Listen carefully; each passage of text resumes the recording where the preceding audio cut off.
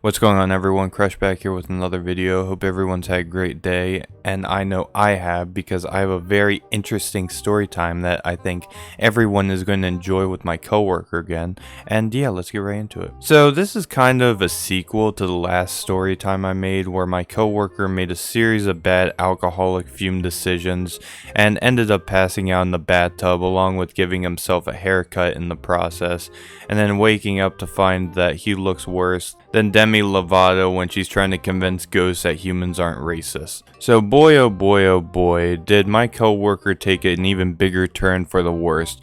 Man went from passing out in bathtubs to waking up in the hospital.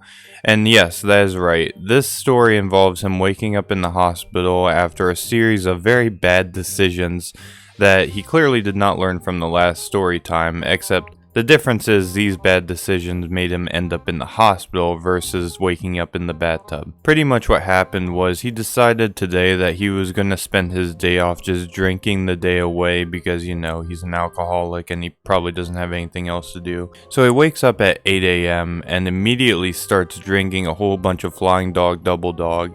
And I can't say the exact beer name because I don't drink that beer, but that's one of his go-tos. He starts drinking that, and by the time 6 p.m. comes around, he's almost blackout drunk, and he's probably drank about 2 pints of Jack Daniels mixed with Coke. And after he does that, he decides that obviously it's too dangerous to drive to the liquor store in his current condition, so he decides to start walking to the liquor store. And when he goes to the liquor store, he already looks fucked up entering inside. He can barely move, he can barely walk, and the cashier at the liquor store is probably looking at him when he's walking to the refrigeration section to get some beer. He probably looks at him like Squidward at the Krusty Krab, like, I hate everyone, and oh god, it's just this guy again, and well, it's just another normal day. And he almost drops the beer from the refrigerator that you get the beer from when entering the aisle.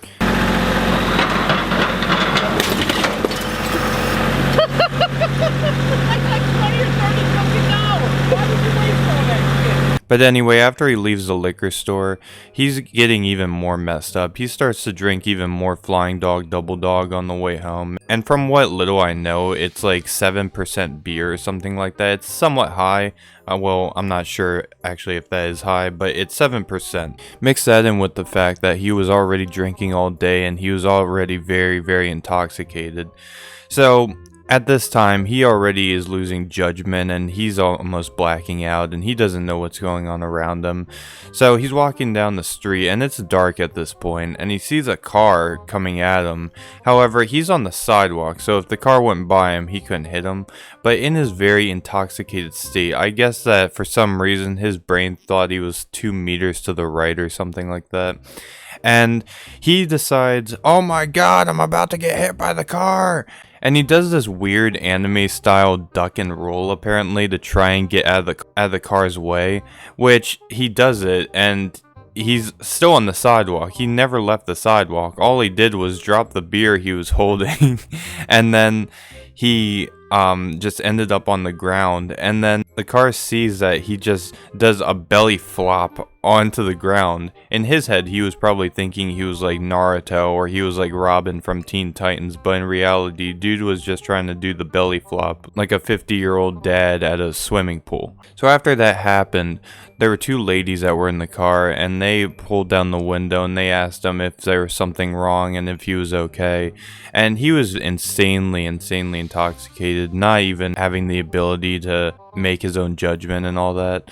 And he was just like saying something like, I need you to call my parents, or something like that. I don't actually know what he said, but from what he told me, it was something like that, where he was just talking a whole bunch of gibberish. And I'm guessing that the ladies ended up calling his parents along with the police.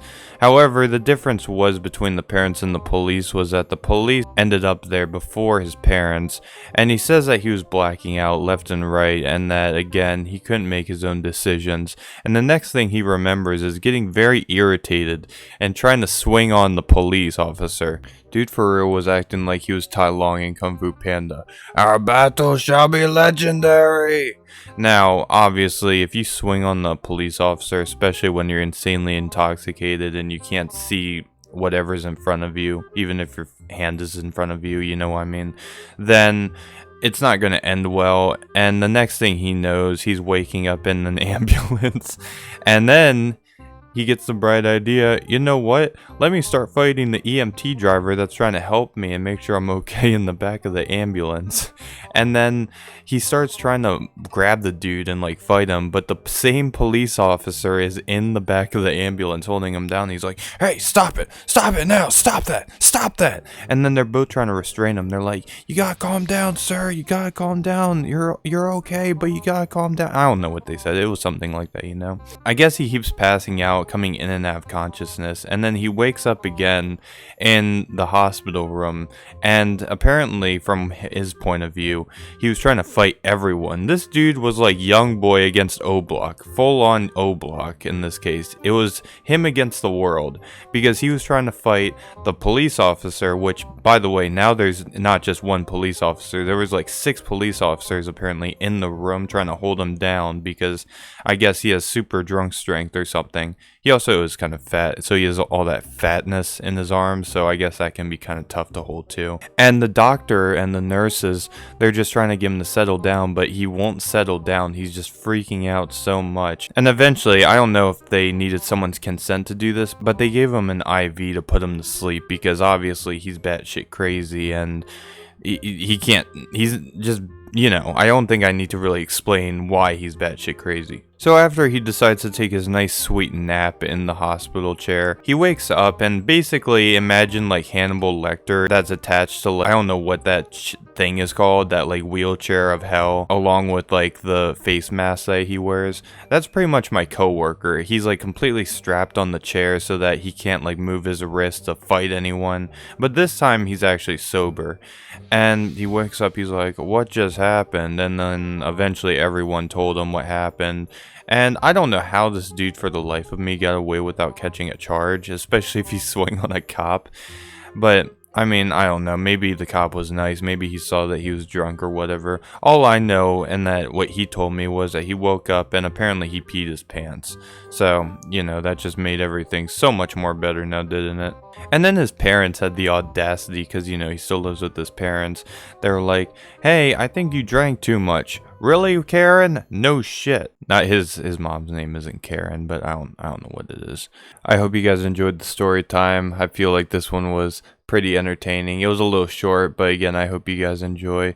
If you did, make sure to give a like on this video. Make sure to follow everything in my link tree for my Twitch to see when I'm streaming, and of course YouTube, and if you want, Instagram. And yeah, I'll see you guys all later. Take care.